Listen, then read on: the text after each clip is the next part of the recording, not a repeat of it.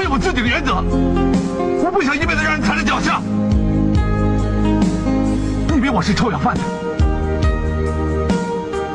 我忍了3年，就是想等一个机会，争一口气，不是想证明我了不起，我是要告诉人家我失去的东西，我一定要拿回来。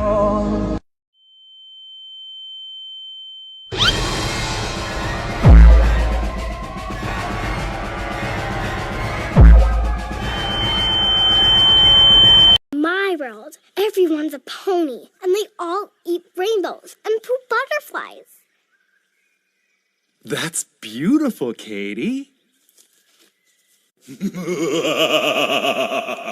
Assalamualaikum and good day everyone.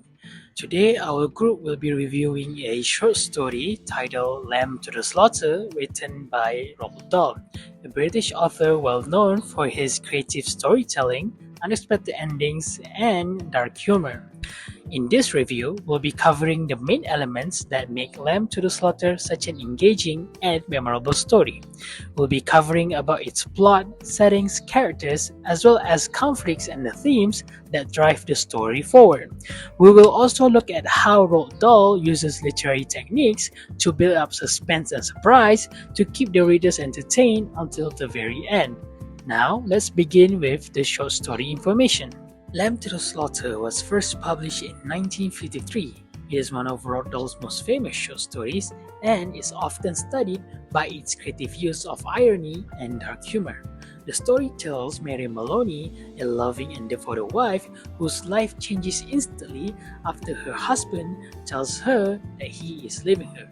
What begins as a perfect domestic experience in the evening turns into a shocking crime story. The story begins with Mary Maloney, a loving and devoted housewife who waits happily for her husband Patrick to come home from work. Their evening seems normal until suddenly Patrick coldly tells her that he is leaving her. Shocked and heartbroken by the news, Mary kills her husband with a leg of lamb. Realizing what she has done, she quickly hides her crime by cooking the lamb and creating an alibi. When the police arrive to investigate, they unfortunately cannot find the murder weapon. In the end, Mary offered them a dinner with the cooked lamb. They eat key evidence without knowing at all. In the end of the story, Mary quietly laughs and realizes that she has fooled them all. The exposition of the story introduces the main character, Mary Maloney, her husband Patrick, and the cozy of their home. The opening describes a warm and peaceful atmosphere. Mary is portrayed as a gentle and loving wife who eagerly waits for her husband to come home each evening. This calm and comfortable beginning creates a sense of peace and normality. It also builds contrast for the shocking reveal that follows later in the story. Roald Dahl uses this quiet domestic scene to prepare readers for the dramatic change that comes when Patrick announces that he is leaving her. The peaceful start makes Mary's shocking turn on events even more surprising and powerful. Now let's start with the next section, which is the rising action.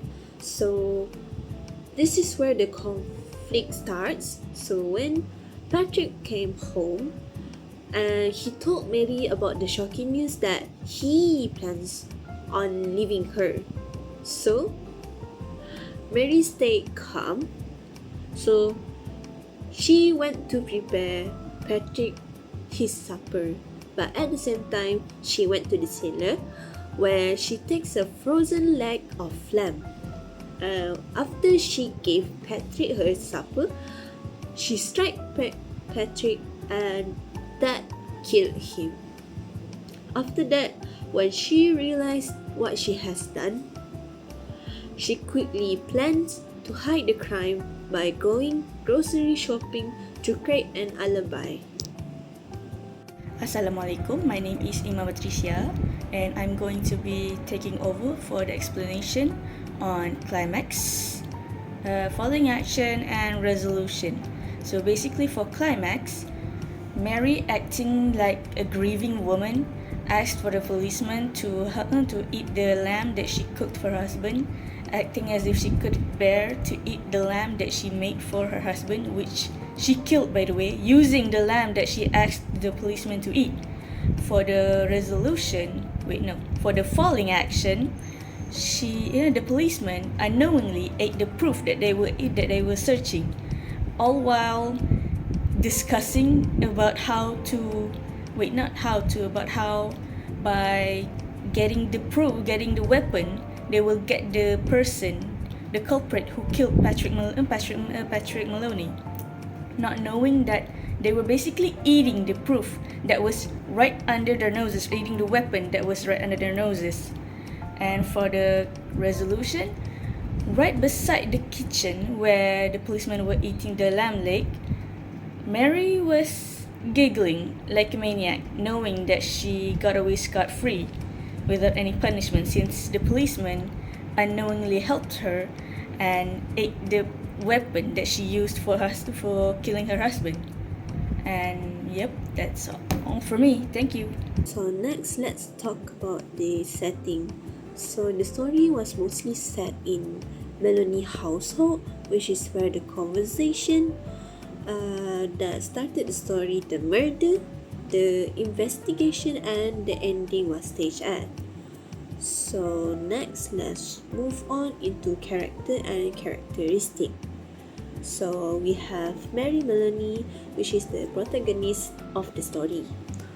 So first, she was portrayed as a loving and devoted housewife who loved her husband dearly. But after the murder, it reveals that her sharp mind might quickly assess the situation and set her plan into motion to protect herself and the child within her. And then she became a skilled deviser and actress, fooling the grocer and the policeman into believing she is innocent.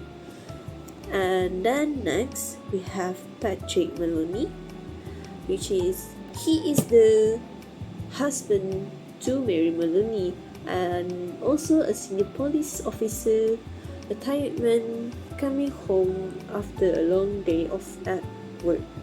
So it is revealed that Patrick is cold and selfish by nature, by announcing that his decision to leave Mary without any explanation.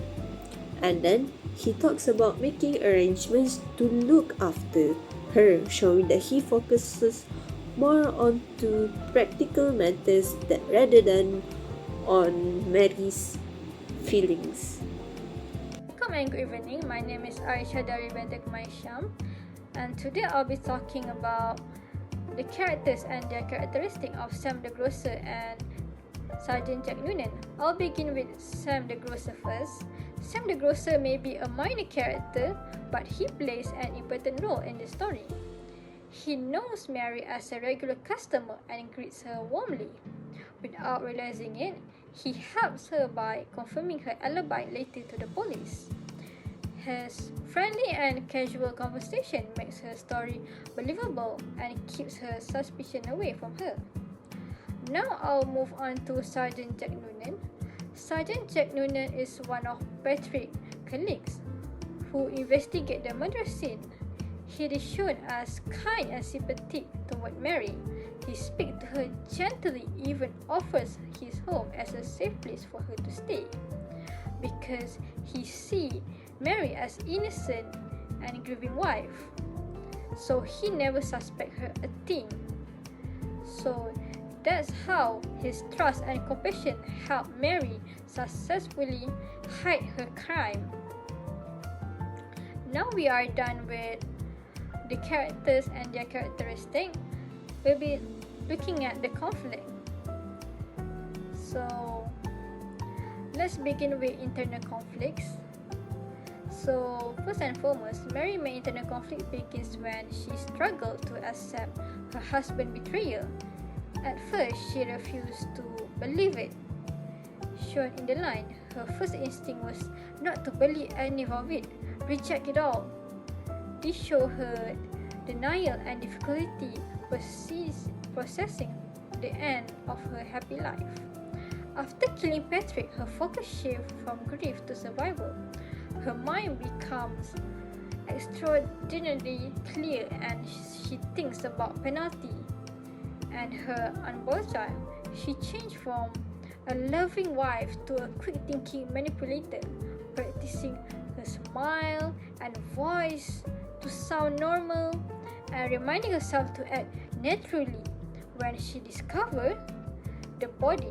This moment revealed how her fear and desperation pushed her to act with control and intelligence.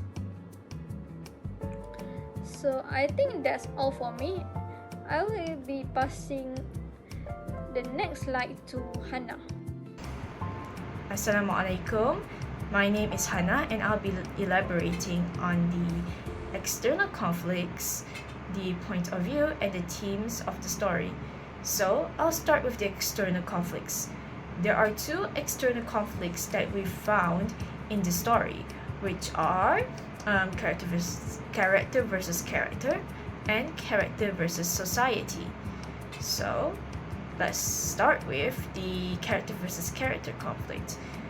One of the example character versus character conflict is a struggle between two opposing sides that has different goals, desires, and etc. So one of the examples that we found is Mary versus Patrick. Why does this count as a character versus character conflict? It's because there's Mary who possibly wants to stay in the marriage. Meanwhile, there's Patrick who wants to leave the marriage. Again, two opposing sides, they have different desires. And as for the second example that we found is Mary versus the police. They have different goals. Mary has the goal of getting away with the murder by erasing evidence.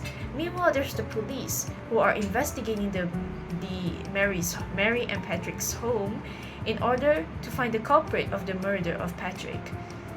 Now let's move on to the character versus society external conflict. We found one, which is Mary versus the law. So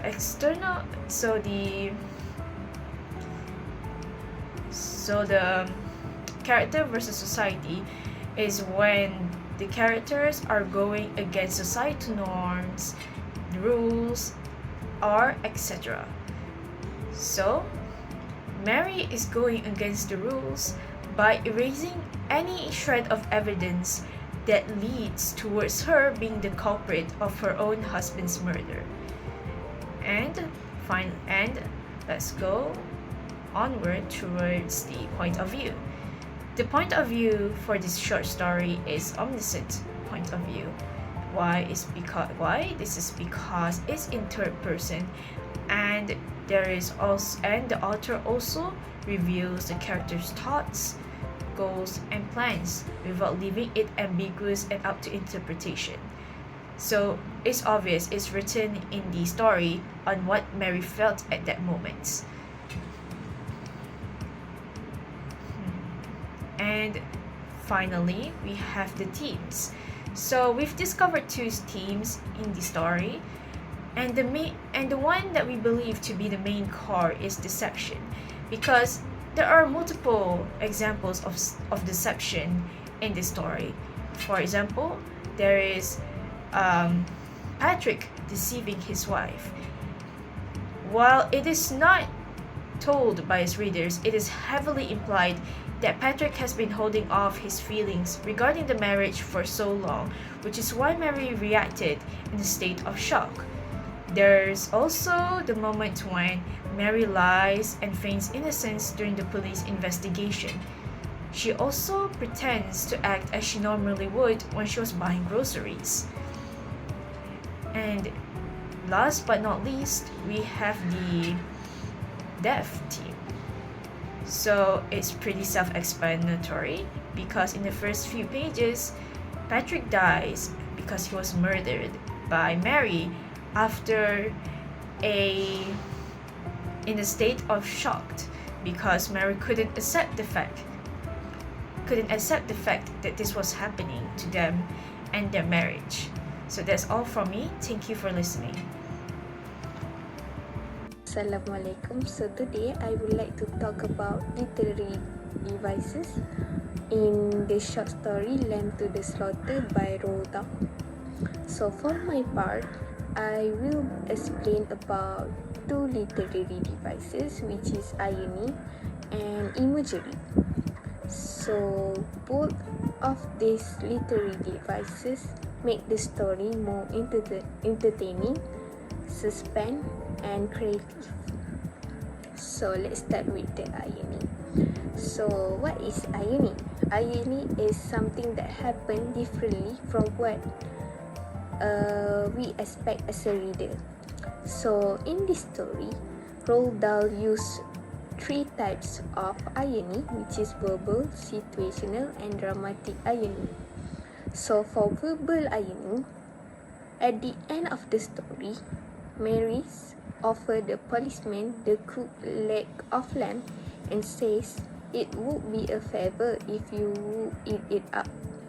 And the policeman thinks she's just being kind, but actually she's trying to hide the murder weapon. And for situational irony, Mary looks like a gentle and loving wife, but when her husband says he's leaving, she suddenly kills him with a frozen leg of lamb. It's shocking because we never expect someone like her to do that, because as a reader we expect that she might begging or crying to let him stay. And for dramatic irony, the reader already knows that Mary kills Patrick with the leg of lamb, but the detective don't. They look for the weapon everywhere and even eat it while talking about it. And one of them says the weapon is probably right under our nose. And yes, it really is.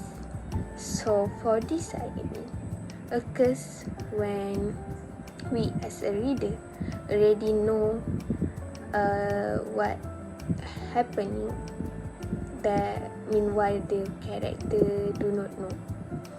So for imagery is the use of words that make us imagine what we see, touch, hear in the story. So for imagery, Roald Dahl use three types of imagery, which is visual, tactile, and auditory. So for visual imagery, in the story, which is in line, the room was warm and clean, the curtain drawn, the two table lamp alight. So as a reader, this line create a image of a full picture of Mary's home before the murder happens. So for tactile imagery, with its appeal about touch, when Roald Dahl write in line, she's carried it upstairs, holding the thin bone end of it with both her hands. So as a reader, we can feel how cold and heavy the frozen leg of lamb. So for the last one, which is auditory imagery, at the end the story says the police officer laughed loudly. So this line shows that their laughter while eating the weapon adds a sense of dark humor. So in conclusion, irony and imagery make Lamb to the Slaughter more interesting and memorable as a reader. This story gives a clever twist image for readers. So that's all for me. Thank you.